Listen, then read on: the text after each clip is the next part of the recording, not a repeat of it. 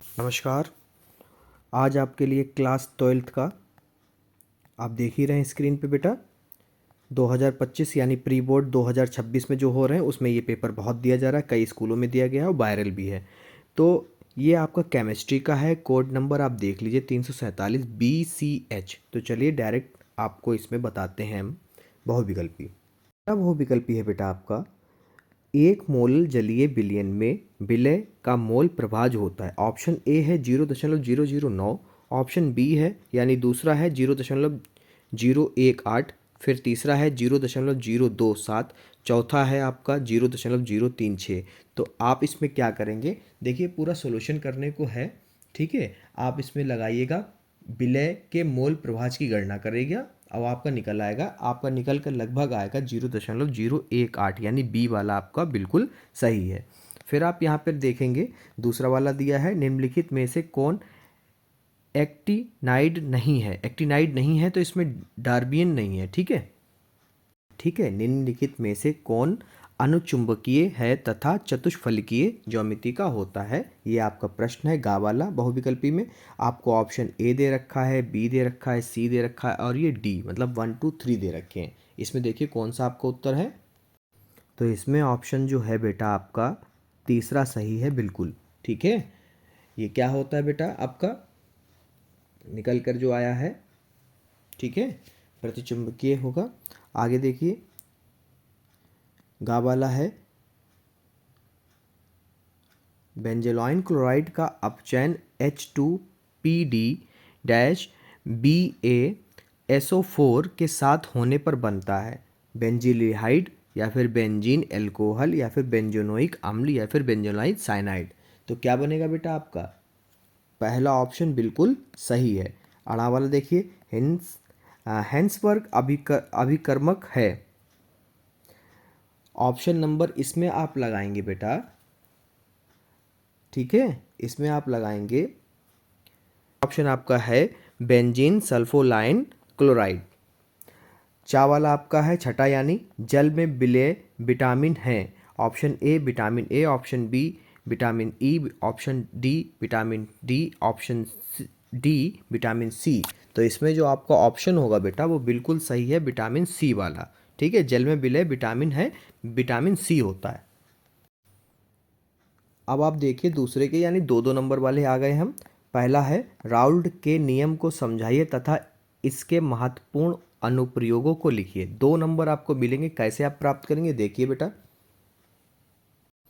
उत्तर होगा इसका आप लिखेंगे ऐसे, राउल्ट का नियम सबसे पहले बताएंगे, किसी आदर्श विलयन में किसी वाष्पशील घटक का आंशिक वाष्प दाब उसके शुद्ध वाष्प दाब और उसके मोल अंश के गुणनफल के बराबर होता है। यहाँ पर आपका सूत्र जो है आप कुछ स्कूलों में ऐसे लिखा जाता है, कुछ स्कूलों में PA/PB करके लिखा जाता है, ठीक है। तो वैसे हमारे में ऐसे लिखाया गया तो हम ऐसे बता रहे हैं P=P0 यानी P0 इंटू एक्स, ठीक है। महत्वपूर्ण अनुप्रयोग है बेटा पहला विलयन के वाष्प दाब की गणना में, दूसरा है उप उबलनांक उबलनांक वृद्धि व हिमांक अवनमन जैसे सहगुणक धर्मों के अध्ययन में इसका उपयोग किया जाता है।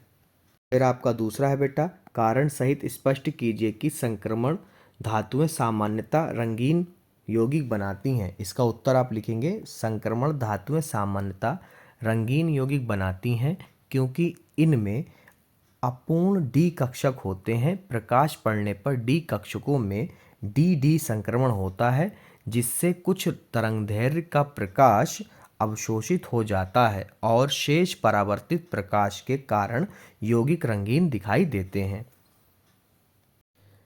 प्रश्न है अगला निम्नलिखित उपसंयोजन यौगिक के IUPAC का नाम लिखिए। पहला आपको दे रखा है, सबसे पहले हम लोग इसका निकाल लेते हैं ऑक्सीकरण संख्या। ऑक्सीकरण संख्या कैसे निकाली जाती है इधर हम आपको बताते हैं। पहले वाले का निकाल के देखिए, यहाँ पर कितना है 2 है तो 2 लिखिए, ठीक है, ब्रैकेट लगाइए क्योंकि ब्रैकेट लगा है। अब देखिए CO यानी कोबाल्ट, कोबाल्ट को हम लोग X मानते हैं, क्या मानते हैं X, ठीक है। ये X क्योंकि इसी को बताना है X मानते हैं।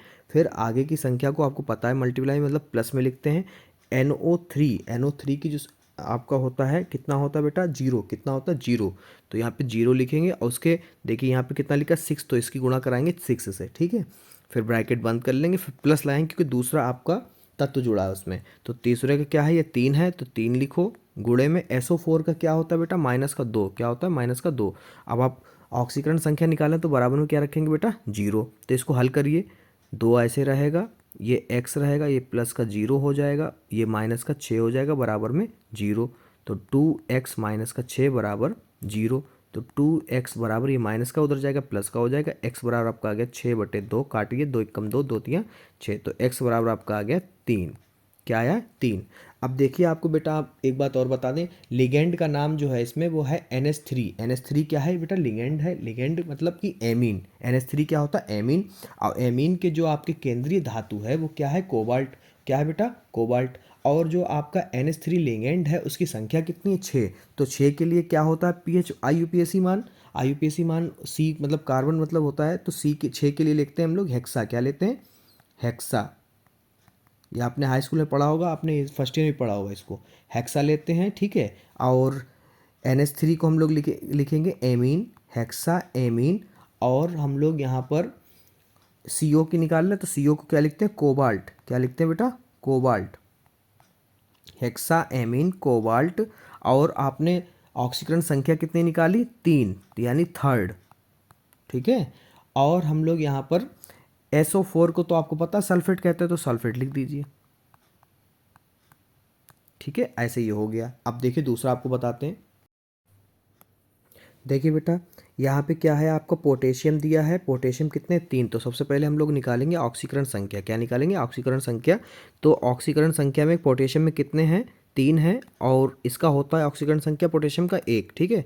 तो फिर ब्रैकेट लगाएंगे। और ये Cr को क्या कहेंगे बेटा, Cr हमारा जो है वो है हमारा Cr क्रोमियम। क्या है बेटा, क्रोमियम। तो क्रोमियम का आपको पता होना चाहिए, क्रोमियम ही हम निकाल लें। तो यहाँ पे x लिखेंगे, प्लस लगाएंगे CrO4, C2O4। C2O4 जो होता है हमारा ऑक्सीलेट है। ऑक्सीलेट क्या होता है, होल ट्राइज है, यानी ट्राई है, तो ट्राई का 3 लिख लो और मल्टीप्लाई -2 लिख दो, क्योंकि C2O4 का क्या होगा, ऑक्सीकरण संख्या 2 होगा, बराबर में क्या लिखेंगे, 0। तो 3 एकम 3, ब्रैकेट x माइनस का 6, ब्रैकेट बंद 0 x। तो यहाँ पर हो जाएगा आपका, ये प्लस लगाना, देखो यहाँ पे मिस कर गए, ये प्लस है, ठीक है, ये बीच में प्लस है। तो 3 प्लस माइनस का 6 बराबर 0। तो x माइनस 3 बराबर 0। x बराबर क्या आ गया बेटा, 3, ठीक है। अब देखिए पोटेशियम यहाँ लिखेंगे, सबसे पहले हम क्या लिखेंगे बेटा, पोटेशियम, क्योंकि K है तो पोटेशियम आएगा, आपको पता ही है। पोटेशियम लिखेंगे। और यहाँ पर देखिए C2O4 कितना है, ट्राई है, तो यहाँ पे लिखेंगे ट्राई।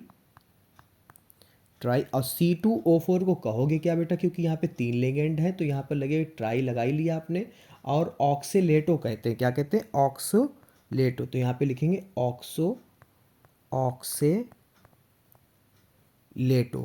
ऑक्सीलेटो।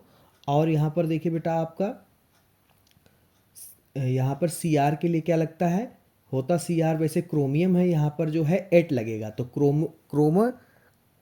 क्रोमेट हो जाएगा। क्या हो जाएगा, क्रोमेट। 8 क्यों लगा आपको ये भी बता दें, क्योंकि यहाँ पर ऋणात्मक है आपका संकुलन, ठीक है, इसलिए यहाँ पर लास्ट में क्या लगेगा, 8। तो ये, और इसकी ऑक्सीकरण संख्या कितनी है, ऑक्सीकरण तो 3 आई, तो थर्ड लिख दो। ऐसा करके आपके 2 अंक पक्के हो जाएंगे। अगला प्रश्न है, एल्कील क्लोराइड की जलीय KOH से अभिक्रिया होने पर एल्कोहल बनता है, जबकि एल्कोहलिक KOH की उपस्थिति में एल्कीन मुख्य उत्पाद के रूप में प्राप्त होता है या होती है, समझाइए। आपको उत्तर डालना, फिर इसमें लिखना है, जलीय KOH में OH निगेटिव आयन की अधिकता होती है, जो न्यूक्लियोफिलिक प्रतिस्थापन अभिक्रिया कराकर एल्कील क्लोराइड से एल्कोहल बनाता है, जबकि एल्कोहलिक KOH में OH निगेटिव आयन क्षार की तरह कार्य करता है और उत्सर्जन अभिक्रिया करता है, जिससे HCl निकल जाता है, मुख्य उत्पाद के रूप में एल्कीन बनता है। ये सारा का सारा कॉन्सेप्ट आपकी बुक का है। आपने अगर बुक सही से पढ़ रखी है और अपना सिलेबस पूरा कर रखा तो ये आपको सब समझ में आएगा। और बेटा नहीं कर रखा है तो फिर ये आपको रट्टा मानना पड़ेगा, तभी आपके नंबर अच्छे आएंगे। देखिए बेटा, इसकी वीडियो हम काफ़ी लेट बना रहे हैं। अगर आप लोग पेपर हो चुके हैं तो कोई बात नहीं, इतना ठीक है। और अगर किसी बच्चे के पेपर चल रहे हैं तो आप लोग मुझे कमेंट करके बता दें कि सर पूरा पेपर प्रोवाइड कर दीजिए सॉल्यूशन के साथ में, तो हम आपको भेज देंगे, यानी फिर से अपलोड कर देंगे। ओके बेटा, तो अगर आपका हो गया तो कोई बात नहीं, अगर नहीं हुआ तो आप कमेंट में ज़रूर बताएं, मैं आपके लिए पूरा अपलोड कर दूंगा। फिलहाल आज की वीडियो यहीं तक है। नमस्कार, धन्यवाद।